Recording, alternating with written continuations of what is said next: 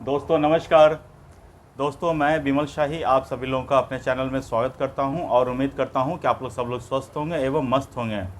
सभी राष्ट्रवादियों और सनातनियों से ये निवेदन रहेगा कि आप लोग मेरे चैनल को सब्सक्राइब कर लीजिए और वीडियो को लाइक एवं शेयर भी कीजिए।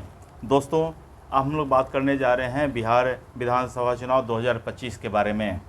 जी हाँ दोस्तों, बिहार में चुनाव चल रहा है और इस पर दोनों जो अलाइंस है, चाहे वो एनडीए हो या फिर महागठबंधन हो, दोनों ही अपने पूरे ज़ोर शोर के साथ चुनाव का प्रचार कर रही है। लेकिन इसी बीच महागठबंधन के जो सबसे बड़े नेता हैं राहुल गांधी, तो श्रीमान राहुल गांधी भी बिहार में चुनाव प्रचार करने आए हैं और जिस अंदाज में वो चुनाव प्रचार कर रहे हैं, तो मुझे ये अब शक होने लगा है कि वो चुनाव प्रचार आए हैं करने के लिए, तो वो कांग्रेस को बिहार में जिताने के लिए आए हैं, महागठबंधन को जिताने के लिए आए हैं, या फिर उन्हें हरवाने के लिए आए हैं। अब ये एक मुझे बड़ा प्रश्न चिन्ह खड़ा होते हुए दिखाई दे रहा है। बिहार में आप चुनाव प्रचार कर रहे हैं और अगर आप बिहार में अपनी योजनाओं को जनता तक नहीं पहुंचा पा रहे हैं, या अपनी जो आप आने वाले 5 साल में क्या करने जा रहे हैं, ये अगर आप जनता को नहीं बता पा रहे हैं, नहीं पहुंचा पा रहे हैं, तो ये आपकी बहुत बड़ी विफलता है। वैसे भी मैं इस चुनाव में पहले से ही कह रहा हूं, कांग्रेस हो या आरजेडी हो या वीआईपी हो या लेफ्ट हो, इनके पास कोई स्कोप नहीं बचा है। लेकिन जो भी थोड़ा बहुत जो स्पेस बचा हुआ है, उसमें राहुल गांधी ने क्या क्या बोला है, ये मैं आपको सुनाने के लिए जा रहा हूं, तो आपको पता चलेगा कि राहुल गांधी कितने सीरियस हैं। तो राहुल गांधी ने मुजफ्फरपुर, बिहार के मुजफ्फरपुर में चुनाव प्रचार करते हुए कहा है, दिल्ली के बारे में कहा है कि दिल्ली में जो यमुना की सफाई के ऊपर जो वहाँ इतने बड़े पैमाने पर छठ मनाया गया है, यमुना के तट पर यमुना नदी की सफाई हुई है, तो राहुल गांधी जो है छठ को एक ड्रामा बताए हैं। सोचिए, कोई भी आदमी बिहार में छठ को अगर कोई ड्रामा कहेगा, तो बिहार का शायद ही कोई आदमी हो जो ये बर्दाश्त करेगा। और राहुल गांधी ये आकर कह रहा है कि नरेंद्र मोदी छठ नहीं ड्रामा कर रहे हैं। अब सोचिए, उसके बाद उन्होंने जो स्टेटमेंट दिया है वो सुनिए।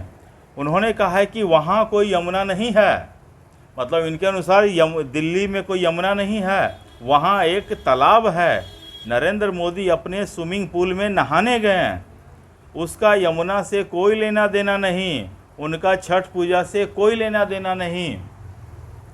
जबकि सारी दुनिया देख चुकी है, सारी दिल्ली की जनता देख चुकी है कि दिल्ली में किस तरह बड़े पैमाने पर छठ पर्व का आयोजन किया गया है।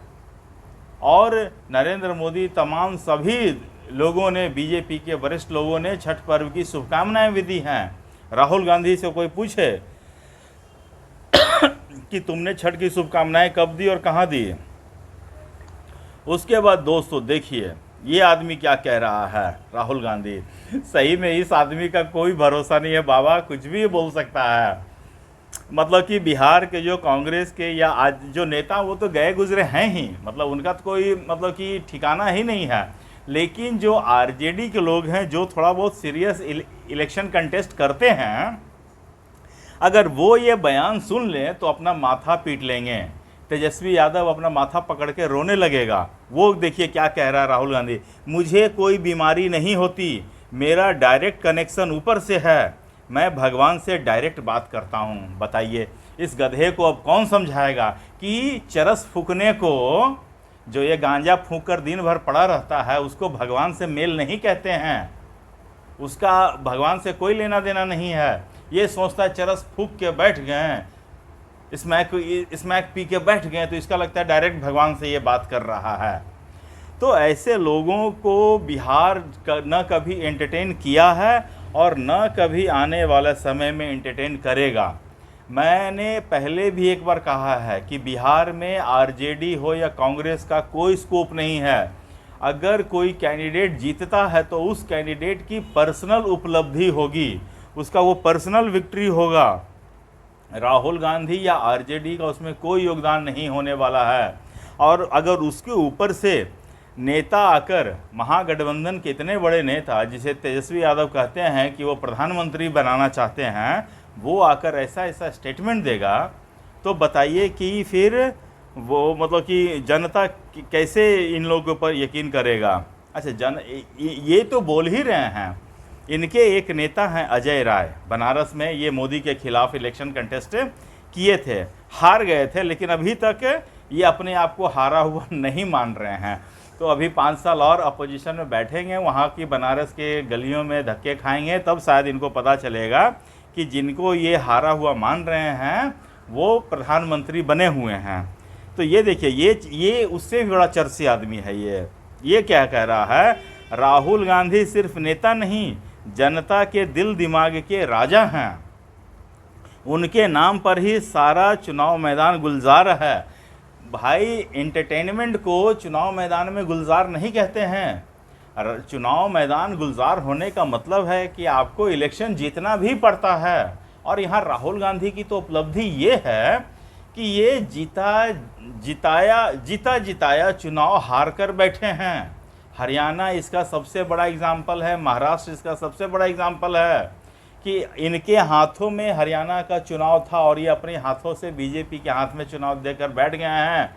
ऐसे लोग कोई बारे में, जब ऐसे चर्सी अगर आपके नेता हैं, तो राहुल गांधी घमंड से 2 चरस और ज़्यादा क्यों नहीं फूकेगा और फिर आकर वो बिहार में आकर बकवास करेगा।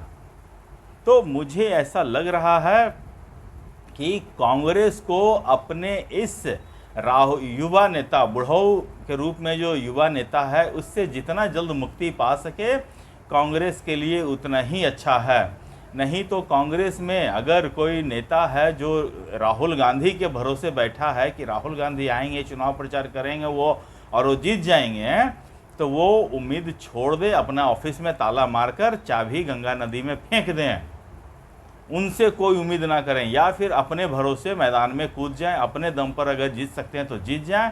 राहुल गांधी के भरोसे मुझे नहीं लगता है कि कांग्रेस यहाँ चुनाव जीत पाएगी। और ना ही, मैं पहले ही कह चुका हूँ, बहुत सारा वीडियो मैंने बनाया है, मैंने उसमें कहा है कि राहुल गांधी की कभी मंशा रही ही नहीं है कि वो चुनाव जीत जाएं।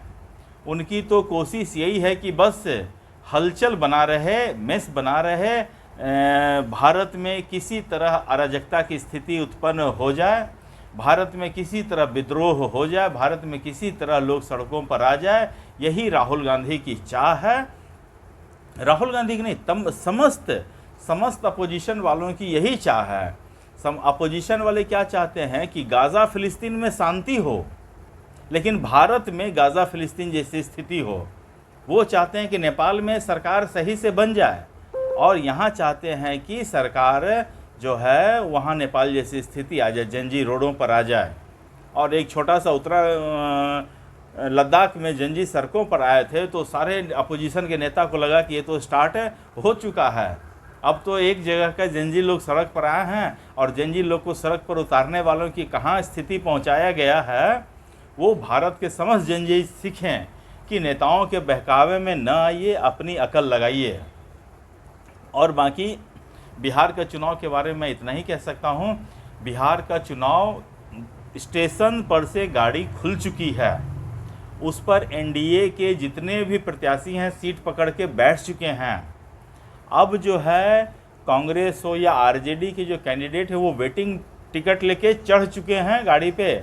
लेकिन मैं बता रहा हूँ कि अब रूल बदल चुका है। वेटिंग टिकट अगर कंफर्म नहीं है तो आपको गाड़ी से कभी भी उतार दिया जाएगा। तो आप जितना उछलना है उछल लीजिए 4 तारीख तक, या फिर सेकंड फेज़ के इलेक्शन तक। उसके बाद आपको जनता यहाँ से उतार कर फेंक देगी, आप लोग अपना अपना घर जाएंगे वापस। तो दोस्तों, मुझे आज के लिए इतना ही अपडेट देना था। आप लोग अपना ख्याल रखिए, स्वस्थ रहिए, मस्त रहिए। तब तक के लिए नमस्कार, बाय।